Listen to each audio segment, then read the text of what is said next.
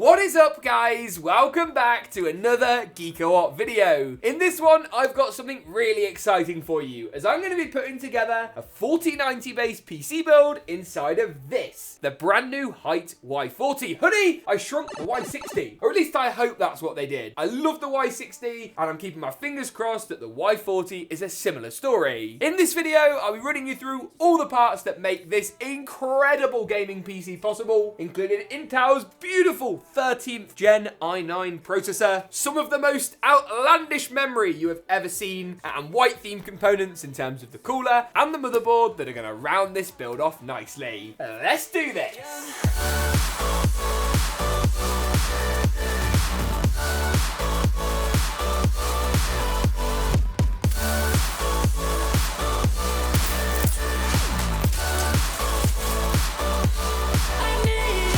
The Corsair Xeneon 32-inch gaming monitor is a panel that packs a punch, bringing your games and media to life on a vibrant, ultra-slim 32-inch IPS 4K display. It's a panel with some power. What's more, the fast 144Hz refresh rate and nippy 1 millisecond response time ensure you can keep a competitive edge. Learn more about the Xeneon 32 UHD 144 at the first links in the description below, and buy now on the Corsair web store. Now then, I'm going to start things off with a quick swizz around all the components in this build that make it possible, and then put it together before looking at performance and temperatures, particularly in the Y40, a bit later. Let's start with the CPU and GPU combo first of all, as they're the two main important parts for gaming. Up front, you've got the i9 13900K. It's a behemoth with incredible single and multi-core performance. Plus, Intel's recently announced i9 13900KS pushes this chip over 6 GHz out of the box.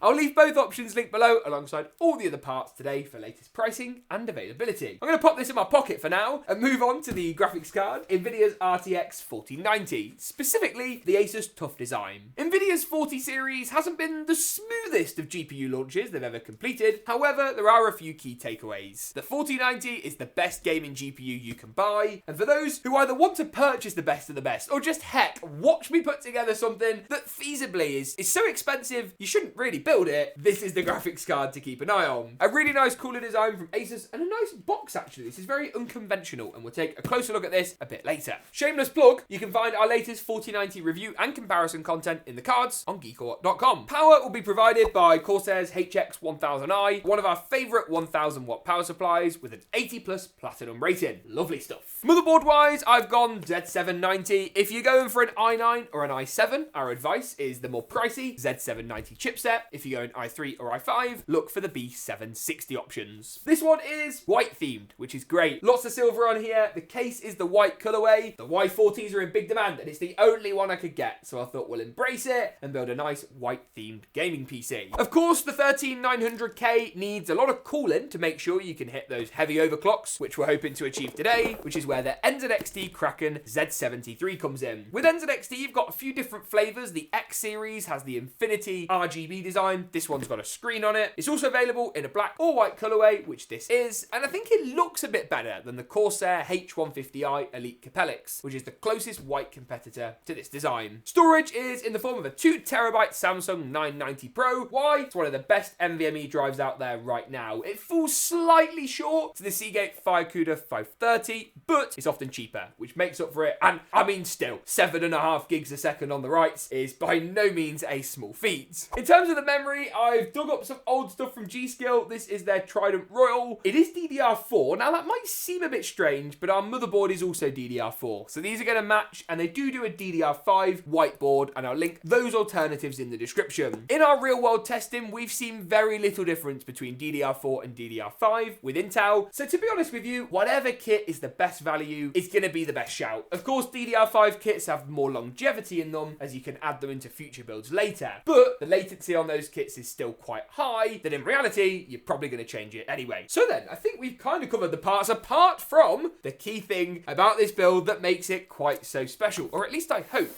the case. So let's go ahead and see what HYTE are all about with their new Honey I Shrunk the Y60. It's quite a long name and it would definitely have some copyright and legality issues, but wouldn't it be sick if they'd called it the Honey I Shrunk the Y60? Ow! paper cut. First impressions so far are that it looks very similar to the Y60, but boy is it small. I've tried my best to measure all this case out and make sure all the parts fit, but I am getting increasingly worried that maybe they might not. The design aesthetic and idea is very similar. It's much more narrow and a bit more cubic. I'm not sure whether I like that or not. I think one of the things about the Y60 which made it so great is that it wasn't a conventional case design. And although this isn't totally conventional, it does feel a bit more square and a bit less... I suppose this is meant to be like a small fish tank you'd buy from a pet store, rather than a large fish tank. I guess that's kind of the idea. Or an aquarium. An aquarium probably sounds better for marketing purposes. So, how do we get this off? That's a question. Right, top panel just clicks off. That's quite good. And then a handle here for the tempered glass panel. That's a satisfying click sound. Oh, yes.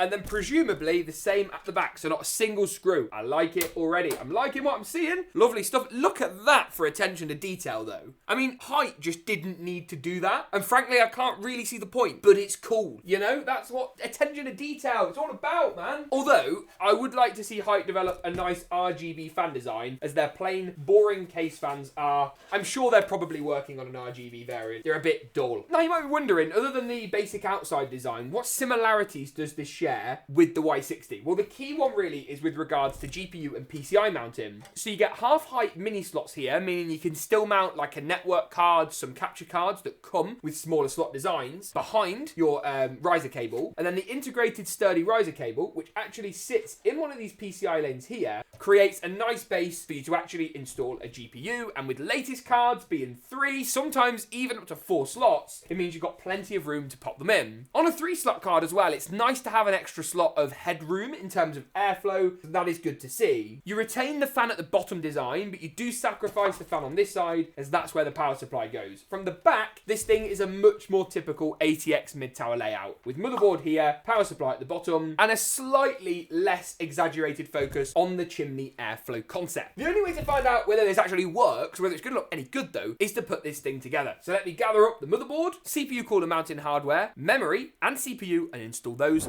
first of all. I'm a big fan of the ASUS ROG STRIX Z790A. It still gives you plenty of Z790 oriented features. Overclocking isn't quite as good as on the really expensive boards, but to be honest with you, you've still got enough margin for what we need. Time to pull the 24-core, 32-thread beast out of my pocket. Isn't it amazing that you can fit such a huge amount of power into a small form factor? I remember back in the day buying like an AMD FX1000 series processor because it had 8 cores and 16 threads, and that was just crazy. And then Threadripper came and it was like 20 cores, but you knew you'd never be able to afford it. And now we've got 32 cores in a mainstream desktop chip.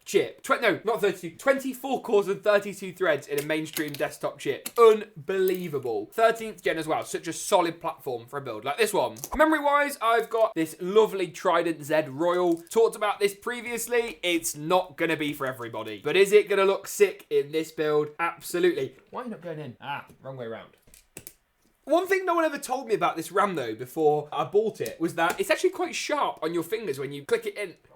Wrong way. Yeah, good shout. It's even more sharp when you try and push it in the wrong way, actually. There we go. Problem is it's symmetrical, so you can never see from the top whether it's on the right way or not. So that's in. SSDs next. Just going to pop that under this top Gen 4 cover, and also prep some CPU cooler mounting hardware now to make life a bit easier later on. One thing with this case to bear in mind before going ahead and installing the motherboard, which is the next thing on my list, is first to make sure you use the right size screwdriver, and second that you do need to actually take out the PCI riser cable from the slot. They pre-install it basically to indicate that that's where it should go back, which is useful. For the time being, it does need to come out. Otherwise, we're going to have a few troubles getting the motherboard in. So that's loosened it, and in theory, the top bit now will be loose and can just dangle down kind of in this sort of region. You don't want to unscrew the bottom bit, as there's frankly not actually any need to. Then you can slide the motherboard in. It's a bit tight in this case, actually, considering obviously it's a lot smaller than the Y60. So kind of tip it in from the bottom up, line it up over all those standoff holes, and then screw the thing into place. Screw by screw, that goes into place, and then the PCI riser. Bit of a tight squeeze this time around, actually. There we are. Just clips back in. And as I said in my Y60 video, I appreciate the fact that HYTE have made a bit of a feature of this. That's my fault that's not gone in properly, because it actually needs to move down to the second mini PCI lane. So we'll move that cover up to the top to create room, as on the ASUS board, it's not in the topmost slot. It's kind of, the slot is recessed by one position. The next part of the build then is the cooler. Now, for this case, you've got got support for 360mm at the top, but otherwise your radiator support is fairly limited. I mean, the 240 or 280mm here is also a nice addition, but if I were you, I would add fans here instead to keep the whole thing a bit more open, especially from the front, and then add in your radiator at the top. Of course, with this being a smaller form factor, you are naturally a bit more limited when it comes to like push-pull designs with fans on both sides, and while it's still a possibility, it's all about trying to keep the proportions looking nice in a case like this. I've actually got some of NZXT's new double ring fans, which I'm going to add on to this 280mm mount to fill it out, give it that RGB edge, and make the whole thing look a bit nicer. While I'm installing the cooler, I've also gone ahead and just taken out the back fan, swapped this out for an RGB jobby as well, so the whole thing matches. As I mentioned earlier, HYTE, I'd love to see some RGB versions of this case in the near future, but the white cooler looks sick and matches perfectly with the black and white build aesthetic. Looking good, looking very compact, and I think it's about to look even more compact once the graphics card is in. So this is the Tough Gaming 4090. In truth, when you're spending this kind of money on a GPU, any 4090 you find that you like the look of will certainly do. So this one here is all, I believe, metal. Yes, definitely is metal construction. It weighs a ton, I tell you. Something which I'm hoping will lend itself to a premium look in this system. So, line her up. Oh, she fits like a dream. There's loads of room. I'm slightly worried about once it's on, it kind of trying to sag back down, especially with these tubes in the way. Let's take out the PCI lanes. Only 2 in this case, though if you look at the form factor of the card, that is most definitely a triple slot design in all but name, essentially. So the back 2 lanes can come off, the card can go in, and then it should start to look very nice indeed. Here we go, moment of truth time. So got to do this carefully, bear with me. Yes,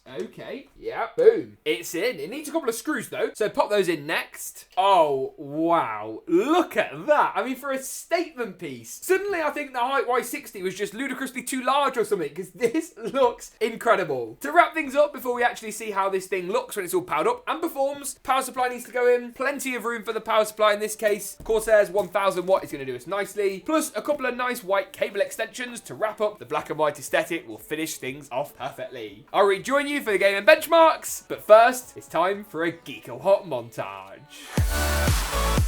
You know that I need you. I swear that I need you. I'm running in circles 'cause I need you. I think we can all agree this PC certainly looks the business, but is the performance just as good? Well, we've tested out a wide variety of games on this PC to find out the answer once and for all, starting off with Spiderman's Miles Morales. At 4K high with DLSS enabled and set to performance mode, this system pulled in an impressive 152 frames per second on average. The good pattern of performance continued through into the next titles too. Call of Duty's Warzone 2 at 4K high with DLSS once again enabled, delivered 132 FPS on average. Frame rate, by the way, gathered using both NVIDIA FrameView and MSI Afterburner's Reaver Tuner, while COD Modern Warfare 2, very much the sister title to Warzone 2, pulled in a slightly higher 168 FPS average. Once again, DLSS was enabled and set to quality mode, taking best advantage of NVIDIA's AI-backed resolution scaler. Fortnite also worked well, 1080p competitive here, everything tuned down to low except the render distance, which was set to far. 355 frames per second was the frame rate flavour of the day. Other Battle Royale games also worked well. Apex Legends, for example, at 4K high delivered 204 frames per second on average, while games like Battlefield 2042, also tested at 4K, provided a solid 131 frames per second on average. Overall then, this system performing very well with our tough RTX 4090 certainly meeting the required grade. If you've got the deep enough pockets to pay its pretty extortionate price tag. You can find latest pricing and availability links down in the description below. Thanks for tuning in, and as always, we'll see you in the next one.